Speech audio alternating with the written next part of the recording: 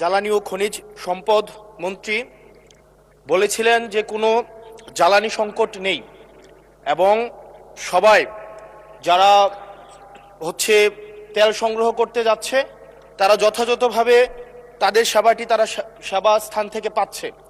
কিন্তু মাননীয় স্পিকার, আমরা দেখতে পাচ্ছি গ্র্যাজুয়ালি পাম্পগুলো বন্ধ হয়ে যাচ্ছে। আজকে সিলেটের পাম্প বন্ধ হয়ে গিয়েছে।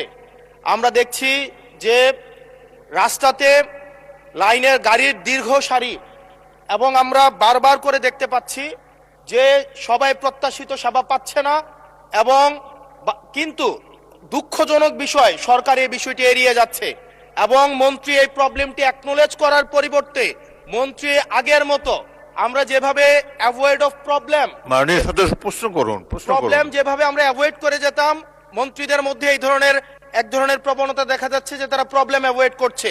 আমার মন্ত্রী মহোদয়ের কাছে প্রশ্ন, উনি কি দেখতে পাচ্ছেন না যে গাড়ির দীর্ঘ সারি এবং গ্র্যাজুয়ালি যে পাম্পগুলো বন্ধ হয়ে যাচ্ছে, সেবা কার্যক্রম বিঘ্নিত হচ্ছে, স্কুল বন্ধ হয়ে যাচ্ছে? সেই জায়গাতে উনি কবে নাগাদ এই সমস্যাগুলোর যথাযথভাবে উনি সমাধান দিবে এবং উনি প্রবলেমটি অ্যাকনোলেজ করবেন কিনা? ধন্যবাদ মাননীয় স্পিকার। মাননীয় মন্ত্রী। স্পিকার, আমরা প্রতিটি পাম্পে যে পরিমাণ তেল প্রতিদিন দেওয়ার কথা সেই পরিমাণ তেল আমাদের পাম্পগুলোতে সাপ্লাই করা হচ্ছে, কিন্তু ইরান ঘটনার পর থেকে হঠাৎ করে বিক্রি বেড়ে গেছে।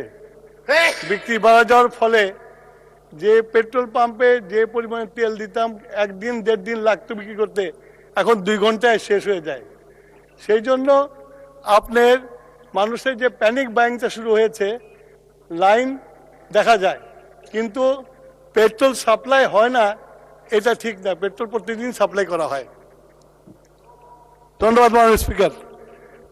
যারা মাহমুদ।